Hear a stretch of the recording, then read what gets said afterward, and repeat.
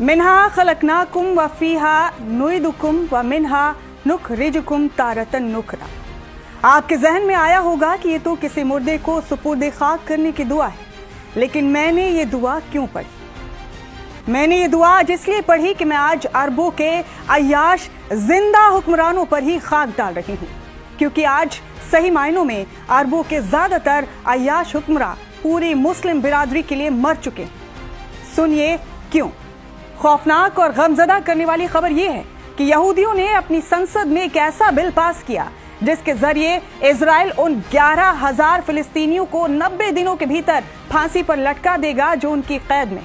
इन कैदियों में आधे से ज्यादा मासूम बच्चे, औरतें और बुजुर्ग शामिल। इस बिल के पास होते ही यहूदियों ने संसद के अंदर ही खुशी के मारे खूब शैंपेन उड़ाई और जाम छलकाए, जो इस बात की गवाही है कि इन दज्जालियों के दिलों में खुदा के महबूब की उम्मत को जल्द से जल्द दुनिया से रुखसत करने की कितनी आग लगी हुई। ये कानून हर सूरत में क़िबला अव्वल के पड़ोसियों की मौत को लाजिम बनाता है। ये खुल्लम खुल्ला नस्ल कुशी है जिसको दुनिया के सामने बड़े सलीके से अंजाम दिया जा रहा है। मुझे शिकायत यहूदियों से बिल्कुल नहीं, वो तो वही कर रहे हैं जो उनकी नस्ल है। मैं तो खाक डाल रही हूँ उन अरब ममालिक के अय्याश हुक्मरानों पर जिनके ऊपर पूरी उम्मत मुस्लिमा को फख्र था। ऐ बेगैरतो, खुदा ने तुम्हें इसलिए नवाजा था कि तुम बजाय हक पर रहने वाले अपने भाइयों का साथ देने के अय्याशियों में मुब्तला रहो।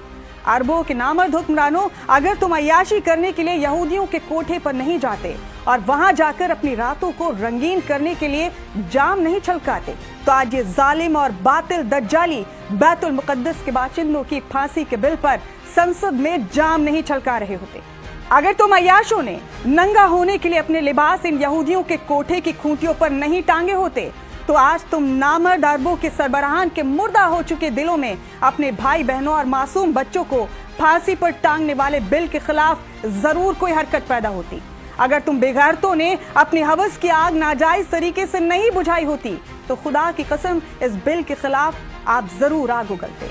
पाक और रूहानी सरजमी के इन नापाक हुक्मरानों के कलेजों में जरा बराबर भी ईमान बचा होता तो इस बिल पर इनकी ज़बां हरगिज खामोश नहीं रहती। लेकिन ये कैसे मुमकिन होता?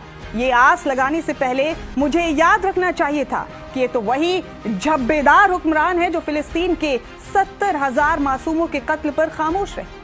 मुझे याद रखना चाहिए था कि ये तो वही हैं कि जब फिलिस्तीन में मोमिनों के चिथड़े उड़ाए जा रहे थे, तब ये शकीरा पर अपनी दौलत उड़ा रहे थे। मुझे याद रखना चाहिए था कि ये तो वही पत्थर दिल हुक्मरान हैं जिनके दिल में तब भी कोई हरकत नहीं हुई जब गजा के मुर्दे वहां के कुत्तों के निवाले बन रहे थे। अरब हुक्मरानों, आखिर तुम किस बिल में छिपे हो?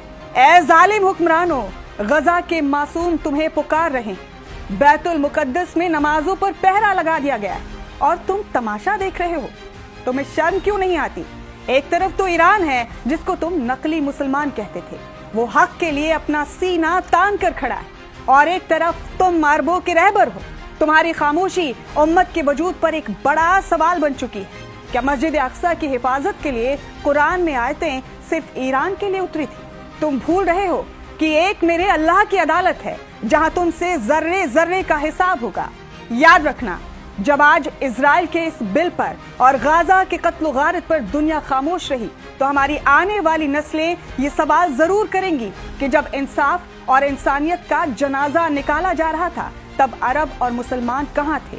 जिसका जवाब देने में तुम्हारे और हमारे भी पसीने छूट जाएंगे।